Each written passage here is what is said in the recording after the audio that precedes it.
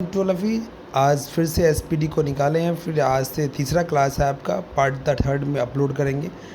इसमें आपको पीछे वाला जो रिवीजन है थोड़ा सा टॉपिक वो करवाते हुए आगे बढ़ेंगे हम। जैसे कि ऑब्जेक्टिव आपको हम करवाए थे पेज नंबर 109 तक। आज आपको आगे करना है पेज नंबर 111। ठीक है, 111 कंप्लीट कर लेंगे। ठीक है, आई थिंक आप 112 तक भी कंप्लीट कर सकते हैं, बहुत बड़ी चीज़ नहीं है। 112 पेज नंबर तक पूरा ऑब्जेक्टिव कंप्लीट करेंगे। अब चलते हैं वन लाइनर की तरफ। वन लाइनर में आपको सिर्फ पढ़ना है, पेज नंबर आप निकालिएगा 69 से लेके 71 तक पढ़िए, मात्र 71 तक कंप्लीट कीजिएगा वन लाइनर। ठीक है, अब पेज नंबर निकालिए, आप पेज नंबर 21 निकालिए। 21 की तरफ चलते हैं। चलने से पहले आपको मैं एक लाइन बताता हूँ। एक लाइन ये है कि किस्मत और मेहनत एक फ़र्क है। क्या है? किस्मत और मेहनत में एक फ़र्क है। याद रखिएगा चीज़ों को। ज़िंदगी में कभी कभी मोटिवेशनल लाइन आपके जीवन को बिल्कुल जीने का तरीका ही बदल देगा। किस्मत और मेहनत में एक फ़र्क है। किस्मत बस वो दिलाता है जो लिखा हुआ है। लाइफ में, ज़िंदगी में जो लिखा हुआ वो किस्मत दिखाता है, पर मेहनत वो दिलाता है जो लिखा भी नहीं जा सकता है। ठीक है, इस बात को ध्यान रखते हुए अपने जीवन में बहुत मेहनत कीजिए आगे बढ़ने के लिए। तो हम चलते हैं पेज नंबर 21 में। अब आपको समझ में आ गया किस्मत और मेहनत के बारे में। ठीक है, ऐसा ही जीवन है। कुछ नहीं कीजिएगा, अपने आप से नहीं लड़िएगा अपनी ज़िंदगी को पाने के लिए, तो आपको वही मिलेगा जो लिखा हुआ है। बट जैसे ही लड़िएगा जीवन में अपने आप को बदलने के लिए, तो जो नहीं लिखा है वो आपको जीवन में मिलेगा। चलिए पेज में 21 में देखिए, पहला है तीस्ता प्रहार। तीस्ता प्रहार अभ्यास कहाँ किया गया था? भारतीय सेना में। क्या किया गया था? भारतीय सेना में किया गया था, और ये थल सेना से किया गया था। ठीक है, और ये कहाँ पे स्थान था इसका, योजना का? पश्चिम बंगाल में तीस्ता फील्ड फायरिंग रेंज है यहाँ पे, जहाँ फायरिंग, जहाँ पे अभ्यास किया जाता है, युद्ध अभ्यास जो भी होता है अभ्यास, एक फायरिंग रेंज होता है, फायरिंग रेंज होता है, वहाँ पर किया जाता है। ठीक है, डेजर्ट फ्लैंक 10 2025 बहुराष्ट्रीय है ये। संयुक्त अरब अमीरात में वायुसेना के द्वारा किया गया था। छठवां डस्ट लिंक अभ्यास 2025 भारत और उज्बेकिस्तान पुणे में है, और ये थल सेना में है। ठीक है, अब हम बात करते हैं चौथा टाइगर ट्राम्प 2025 भारत अमेरिका में विशाखापट्टनम में है, ये थल सेना में है ये।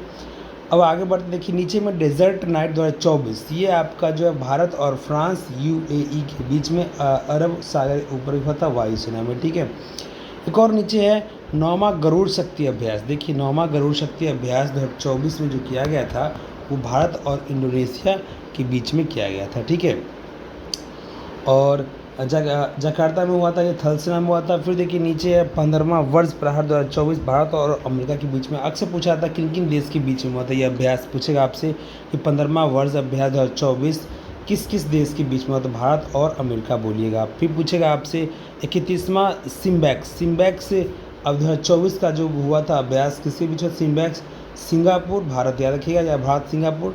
ठीक है, 13वां अभ्यास मैत्री अभ्यास हुआ था भारत और थाईलैंड के बीच में हुआ था, याद रखिए। होपेक्स नीचे देखिए, होपेक्स 2024 भारत और मिस्र के बीच में हुआ था। जी खाना खाएं, खाना पीना खा लीजिएगा, ऐसे मत, ठीक है, खाना पीना खा के नहा के अच्छे से पढ़िएगा। ठीक है, और चिंता नहीं कीजिएगा। ठीक है, खाना खा लिया ना? हाँ, 3 रोटी खाए होंगे आप। ठीक है, चलिए आगे देखते हैं। तो अब क्या है कि चौथा ये हो गया आपका, इसमें पेज पलटिएगा, पेज में डेजर्ट नाइट तो हो ही गया, इसमें सिम्बैक्स हो ही गया आपका, सिम्बैक्स हो गया। अब आप देखिए इसमें कि आगे चलिए पेज उठाइए। क्वाडन देशों में अमेरिका में ऑस्ट्रेलिया भारत जापान आते हैं। देखिए एक नीचे इसी पेज में, एक ही इस पेज में नीचे में लिखा हुआ है क्वाडन देश में अमेरिका ऑस्ट्रेलिया भारत जापान आते हैं। क्वाडन में टिक मार लीजिए, स्टार्ट देखिएगा नीचे, सबसे नीचे। हाँ देख ली ना? हाँ अब देख लिया आप। अब देखिए लोकसभा चुनाव में आते हैं। लोकसभा चुनाव को अच्छे से हम पढ़ते हैं। भारत निर्वाचन आयोग द्वारा 16 मार्च 2024 को घोषणा के बाद 18वीं लोकसभा के गठन के लिए लोकसभा चुनाव 2024 में देश भर में 19 अप्रैल 1 जून के बीच में 44 दिन 7 चरण में आयोजित की। तो ये चुनाव जो हुआ था 24 वाला 7 चरण में, याद रखिएगा, बस 7 चरण में कराए गए थे। चुनाव के परिणाम 4 जून 2024 में घोषणा किए गए थे, जिसमें भारतीय जनता पार्टी 24 सीट जीते और भाजपा नेतृत्व के गठन में एनडीए ने कुल 42 सीटें जीते। इसमें कुछ खास अब नहीं है। एक और नीचे देखिए, सीटों जीतने वाले अन्य दलों की 10 और निर्दलीय 7 सीटें जीते। लोकसभा चुनाव 2024 के साथ 4 राज्यों में ओडिशा, आंध्र प्रदेश, सिक्किम और अरुणाचल प्रदेश की विधानसभा का चुनाव भी हुआ। इसमें कुछ नहीं मिला। आप नीचे देखिए, लोकसभा चुनाव 2024 में परिक्षेपित थे। लोकसभा चुनाव 2024 के क्रम 18वां था। याद रखिएगा, चुनाव में आयोजित कराए गए 7 चरण में आयोजित हुआ था। चुनाव का टैगलाइन क्या था? चुनाव का पर्व, देश का गर्व। ये टैगलाइन था। 2024 में चुनाव हुआ था, उसका चुनाव का टैगलाइन होता है जो चुनाव का पर्व और देश का गर्व था। चुनाव आयोग का राष्ट्रीय आइकन होता है, वो सचिन तेंदुलकर जी को बनाया गया था। चुनाव आयोग का युवा आइकन जो थे वो आयुष्मान खुराना थे। चुनाव आयोग का दिव्यांग आइकन थे शीतल देवी थे। याद रखिए, अगर पूछे आपसे आयोग का राष्ट्रीय का आइकन कौन था? राष्ट्रीय आइकन तो सचिन तेंदुलकर, युवा आइकन तो आयुष खुराना, दिव्यांग बोलते शीतल देवी। ठीक है, अब आगे बढ़ते हैं। आगे देखिए, पेज नंबर 23 में की बात करते हैं तो देखिए, अंतर्राष्ट्रीय श्रम संगठन ILO यह स्थापना कब हुआ था? तो 2019 में इसका स्थापना हुआ था। ठीक है, इसका मुख्यालय कहाँ है? जिनेवा में है। ठीक है, इसका मुख्यालय जो जिनेवा में है। अब देखिए नीचे, इंटरपोल का स्थापना 1923 में हुआ था। इसके जो मुख्यालय हैं लियोनस। ठीक है, फिर देखिए, संयुक्त राष्ट्र संघ UNO का न्यूयॉर्क में है इसका। ठीक है, अब देखिए, विश्व बैंक वर्ल्ड का कि वाशिंगटन DC मुख्यालय इसका। अक्सर मुख्यालय ही पूछता है। यूनेस्को का मुख्यालय कहाँ है? तो पेरिस में है। यूनेस्को का जो मुख्यालय है वो है पेरिस में, याद रखिएगा। इसका जो मुख्यालय है यूनेस्को का पेरिस में है। फिर देखिए, संयुक्त राष्ट्र बल कोष यूनिसेफ का मुख्यालय कहाँ है? न्यूयॉर्क में 1946 में हुआ था। विश्व स्वास्थ्य संगठन WHO का मुख्यालय जिनेवा में, तो पढ़ चुके हैं कई बार। नाटो का मुख्यालय कहाँ पर है? ब्रुसेल्स में है। फिर देखिए, आपको ओपेक का मुख्यालय कहाँ पर है? तो वियना में, ऑस्ट्रेलिया में है। फिर नीचे आप आइए, संयुक्त राष्ट्र विकास कार्यक्रम UNDP में टिक मारिए, ये न्यूयॉर्क में है। ठीक है, ये आपका न्यूयॉर्क में। अक्सर आपको मुख्यालय ही पूछेगा, स्थापना भी पूछता है कभी कभी। ठीक है, अब देखिए, आप में G15 का मुख्यालय जिनेवा में था। 1889 में विश्व व्यापार संगठन WTO का मुख्यालय जिनेवा में है। एशियम का मुख्यालय कहाँ है? ब्रुसेल्स। BBI पूछ सकता है, ब्रुसेल्स में है। बिम्स्टेक पूछता था पहले, ढाका इसका मुख्यालय है। शंघाई का गठन कहाँ है? शंघाई का एस्को ब्राज़ील में है। अब आपका इब्सा का मुख्यालय कहाँ पे है? तो लुगानो स्विट्जरलैंड में है। ब्रिक्स का मुख्यालय तो आपका 2009 में शंघाई चीन में। अंतर्राष्ट्रीय गठन ISA अंतर्राष्ट्रीय सौर गठबंधन गुरुग्राम हरियाणा। ये बहुत BBI है गुरुग्राम वाला। ठीक है, पेज पलटिएगा, पेज में आप आइए 24 पेज नंबर आइए।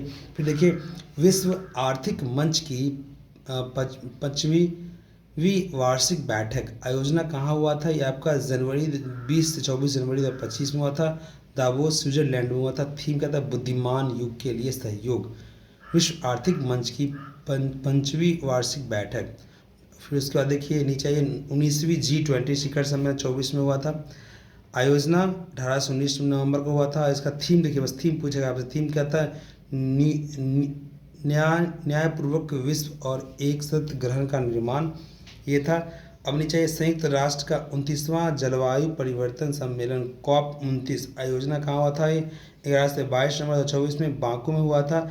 थीम था investing in a liveable planet for all. ठीक है, फिर से 16वां ब्रिक्स शिखर सम्मेलन 2024 में हुआ था। ये आपका जो हुआ था आयोजना हुआ था कजान में हुआ था। सम्मेलन की अध्यक्षता रूसी राष्ट्रपति किए थे,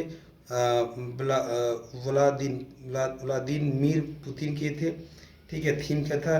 न्यायसंगत वैश्विक विकास सुरक्षा के लिए बहुपक्षवाद को दिश करना। ठीक है, आगे हम बढ़ते हैं। संयुक्त राष्ट्र जैव विविधता शिखर सम्मेलन COP16 योजना जो हुआ था कैली में, कोलंबिया में हुआ था। सम्मेलन के अध्यक्ष सुशांत समुद्र हुए थे। फिर देखिए, 34वां नाटो शिखर सम्मेलन बहुत पसंद था। पहले आयोजना इसका हुआ था 24 में हुआ था, वाशिंगटन DC में, अमेरिका में हुआ था नाटो का। ठीक है, फिर देखिए आपको 50वां जी शिखर सम्मेलन 24 में हुआ था। ठीक है, 10वां विश्व जल मंच जो हुआ था वो आपका थीम का था साझा समृद्धि के लिए जल। खत्म हो गया। आगे देखिए अब इसमें ये प्रमुख राष्ट्रीय सम्मेलन में आते हैं 2024 से 25 में। तो 18वां प्रवासी भारतीय दिवस सम्मेलन जो हुआ था आयोजना भुवनेश्वर ओडिशा में हुआ था ये 25 में। किसके द्वारा? तो विदेश मंत्रालय द्वारा ओडिशा सरकार के सहयोग से हुआ था। मुख्य अतिथि इसमें आए थे क्रिस्टलिन कौल कंगालू त्रिनिदादा और टैबगोरिया के राष्ट्रपति थे। सम्मेलन का थीम था विकसित भारत में प्रवासी भारतीय का योगदान। ठीक है, और इसमें और कुछ नहीं इंपॉर्टेंट है। युवा प्रवासी भारतीय दिवस 25 में जो मनाया गया था, युवा दिवस 12 को होता है, याद रखिएगा।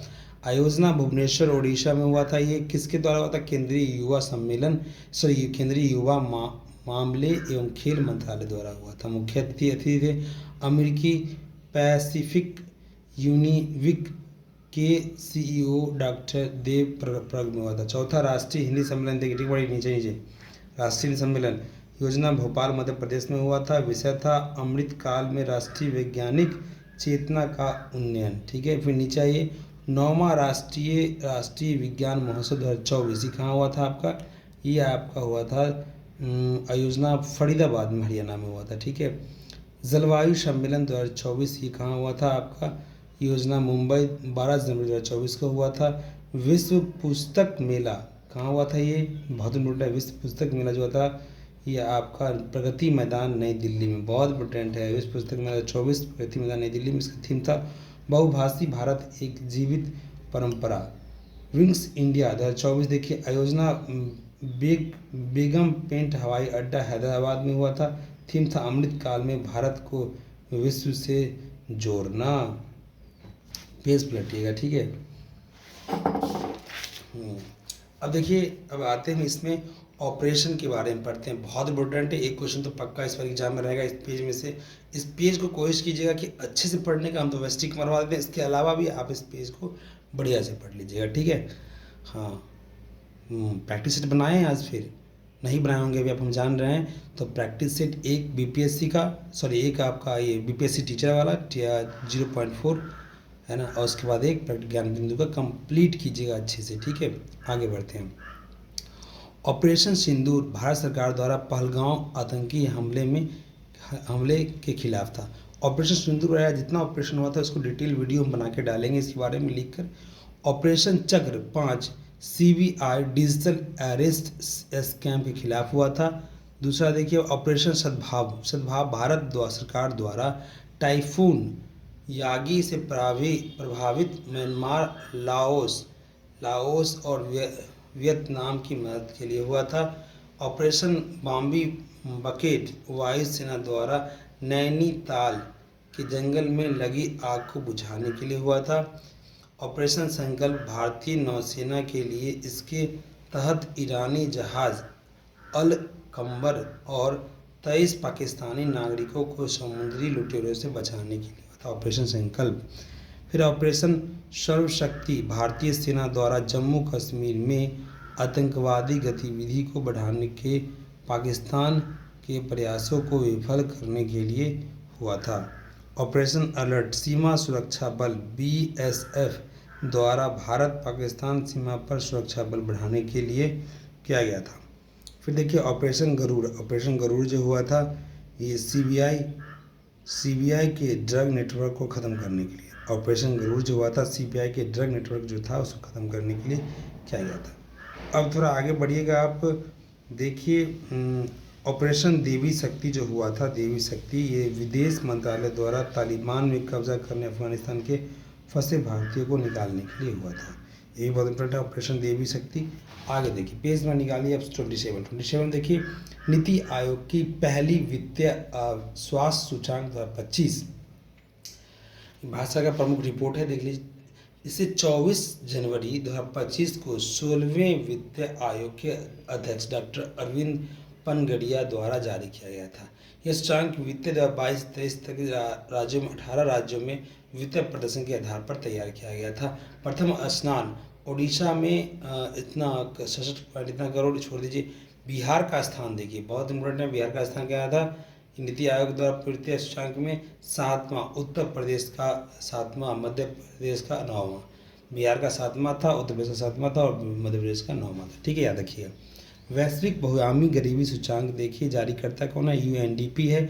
17 अक्टूबर 2024 को जारी किया था। विश्व भर में लगभग 1.1 बिलियन लोग तीव्र गरीब में रह रहे हैं।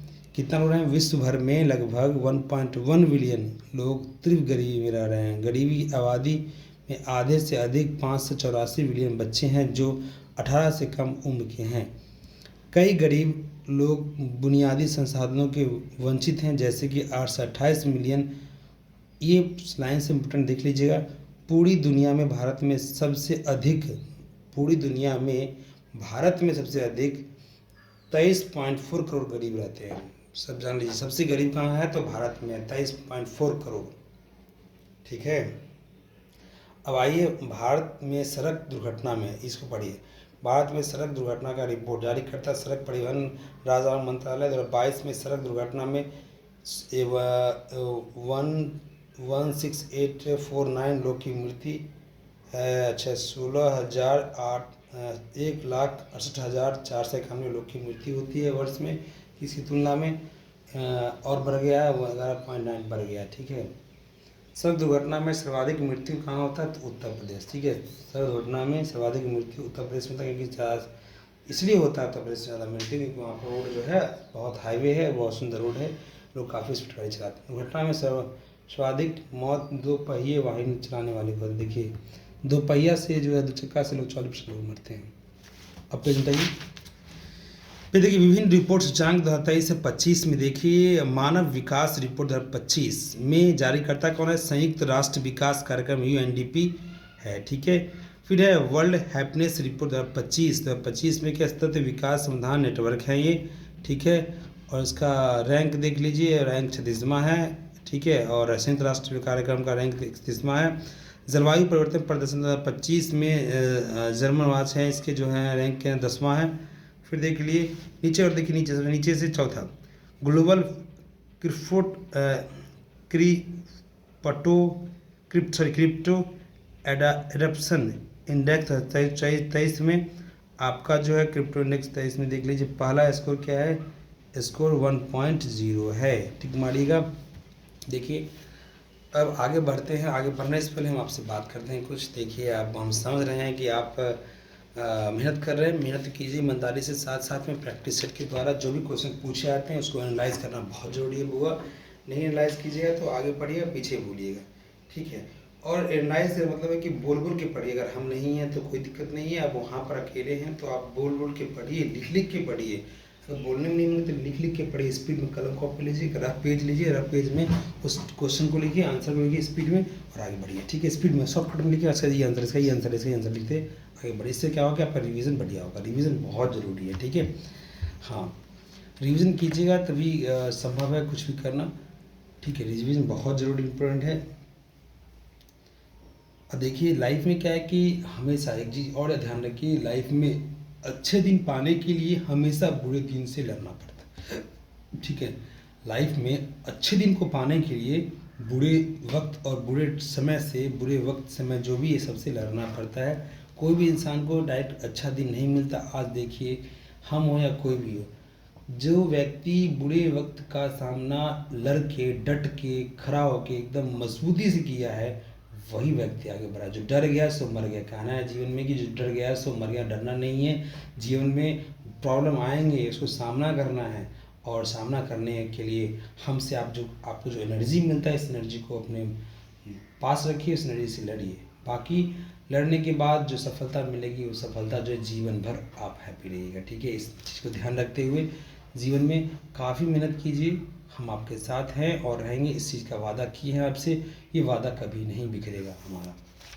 ठीक है। अब देखिए, पेज नंबर 29 निकालिए। ठीक है। ठीक है बुआ, ठीक है ना? थोड़ा सा परेशान है आप, इधर आइए। अच्छा, इधर आ गए। ठीक है। अब पढ़िए। देखिए, 31 जनवरी 2025 में केंद्रीय वित्त मंत्री निर्मला सीतारमण आर्थिक सर्वेक्षण 2024 से 25 को संसद में पेश किए गए सर्वेक्षण 13 अध्यायों में विभाजित किया गया। कितने अध्याय में?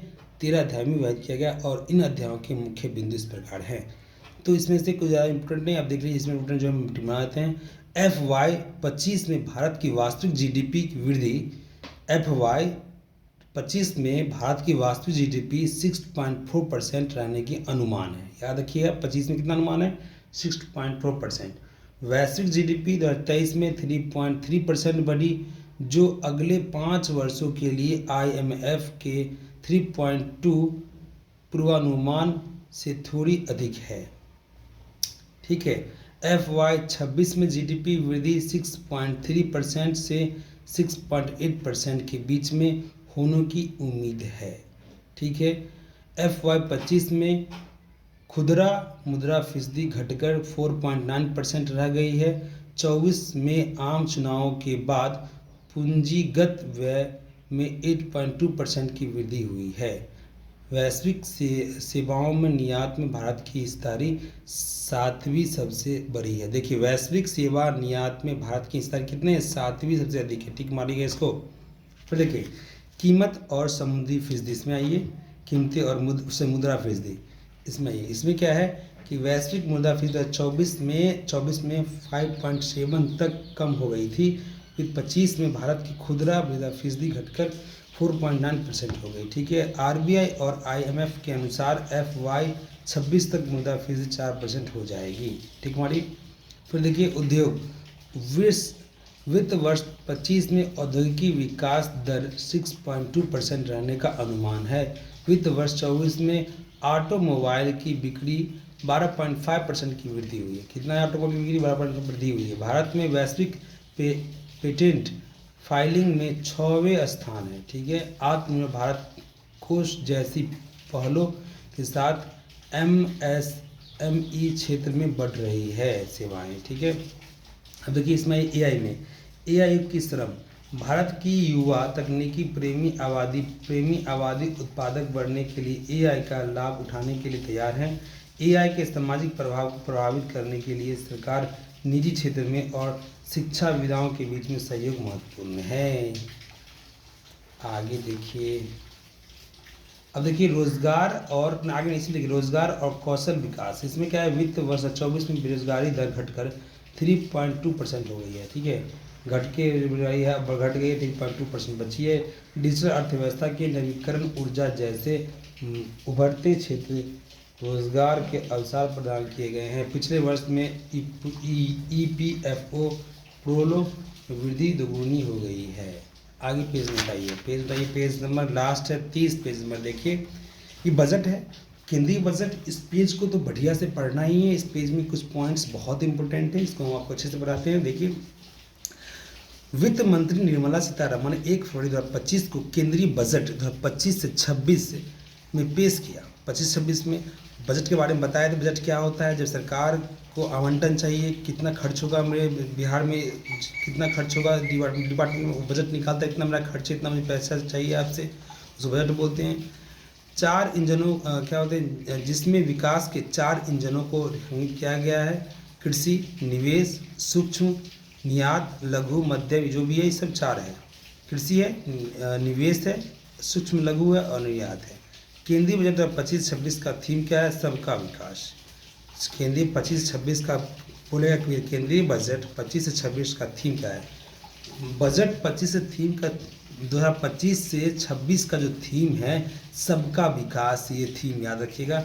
बजट के थीम के अनुरूप वित्त मंत्री ने विकास भारत के व्यापक सिद्धांतों को रेखांकित किया गया है, जो इस तरह से हैं: गरीब से मुक्त और 100% अच्छे स्तर की स्कूलता की शिक्षा, बेहतरीन स्तरीय सुलभ, ये सब पढ़ लीजिए, इसमें कोई खास नहीं है। ठीक है, हमारे देश में फूड बास्केटबॉल ये सब कुछ नहीं। आगे देखिए, पहला इंजन कृषि, प्रधानमंत्री धन धान्य कृषि योजना के अंतर्गत क्रम कृषि उत्पादक वाले को 100 जिलों को शामिल किया गया। कितना जिला है, 100 जिला। देखिए याद रखिए 100 जिला, जिसमें 1.7 करोड़ किसान शामिल होंगे। दलहनों के आत्मनिर्भरता की सरकार को तूर, उड़द और मसूर पर विशेष ध्यान के साथ दलों को आत्मनिर्भर के लिए एक 6 वर्षीय अभियान का शुभारंभ करेंगे। किसान क्रेडिट कार्ड की बढ़ती हुई सीमा, 7.7 करोड़ किसानों के लिए ऋण की सीमा को सुविधाजनक बनाने के लिए इसे 3 लाख रुपए से बढ़ाकर 5 लाख रुपए कर दिया गया है। उच्च उपज देने वाले बीजों पर राष्ट्रीय मिशन अनुसंधान को मजबूत करना, 100 से अधिक उच्च उपज देने वाली और कीट प्रतिरोधी बीज किस्मों को उपलब्धता को सुनिश्चित करना। ठीक है, अब इसमें जो है डाटा इसमें लिखा हुआ है। डाटा में से देखिए प्राथमिक राजकोषीय घाटा छोड़ दी, प्राथमिक राष्ट्रीय घाटा, राष्ट्र घाटा, पूंजीवादी व्यय, कुल आय, कुल व्यय देख लीजिए इतना करोड़ रुपया है, वास्तविक है बैठी छोड़ दिया ना ये पॉइंट को, इसमें भी लिखाएंगे पॉइंट सबको। ठीक है, अब इसमें केंद्रीय राजस्व व्यय, इसमें देखिए उधार और अन्य दिव्य 24 पैसा में लिखा, देखिए निगम कर इस तरफ पैसा, निगम कर में टिक मारी, निगम कर पूछेगा इस तरफ पैसा, आयकर में सीमा में 4 पैसा है ना।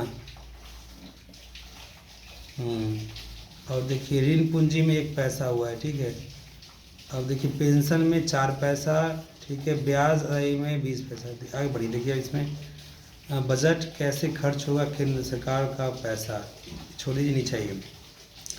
देखिए नई कर व्यवस्था को संशोधन, कर देखिए कर में आता है, कर में टिक पूछेगा आपसे, 0 से जिसके पास इनकम जो 4 लाख रुपए तक है उसको 5% देना पड़ेगा प्रतिशत, जिसको 4 से 8 लाख है उसको 10%, और 8 से 12 है, यानी कि 4 लाख का अंतर है सब। देखिए 0 से 4 है उसको कितना परसेंट, 5%। फिर इसको देखिए मान लीजिए, देख लीजिए बहुत ईजी याद करना है, 4 से 8 कितना 10%, 8 से 12 कितना तो 15%, 12 से 16 तो 15%, 16 से 20 लाख रुपए तो 20%, 25 से 24 लाख तो 24 लाख रुपए से अधिक हो तो 30%। बस याद है 24 लाख से कितना पैसा कमाए 30% देना है उसको। ठीक है, तो इस तरह से आपका जो है कंप्लीट यहाँ तक जो हम कर चुके हैं अभी तक, कंप्लीट आपका जो है पूरा कंप्लीट यहाँ पे 20 पेज नंबर 30 तक हो गया है।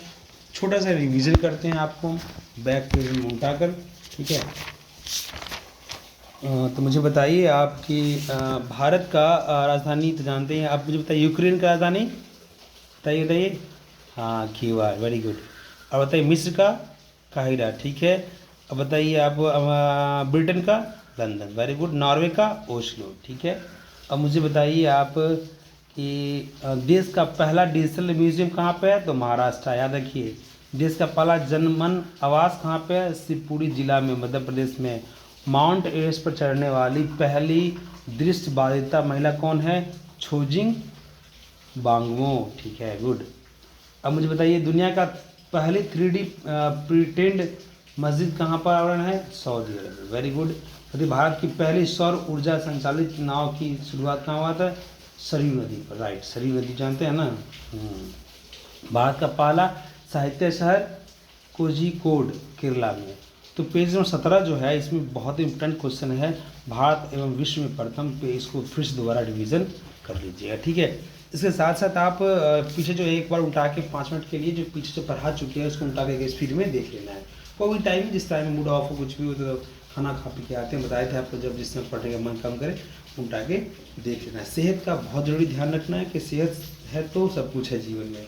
अगर मान लीजिए अपना सेहत ठीक नहीं रखेंगे तो कैसे हम जिसके लिए जी रहे हैं, जीने वाले हैं, तो कैसे रहेंगे बताइए। जब हम ही अगर ठीक से नहीं रहेंगे तो कैसे रहेंगे वो, है ना। तो सेहत बहुत इम्पोर्टेंट है। लास्ट में देखिए जीवन में क्या होता है कि लाइफ एक खेल है, जिंदगी खेल है। यह आप पर डिपेंड करता है कि आपको खिलाड़ी बनना है या खिलौना बनना है। बात समझ में है, जीवन एक खेल है, यहाँ पर डिपेंड करता है कि आपको खिलाड़ी बनना है या खिलौना बनना है।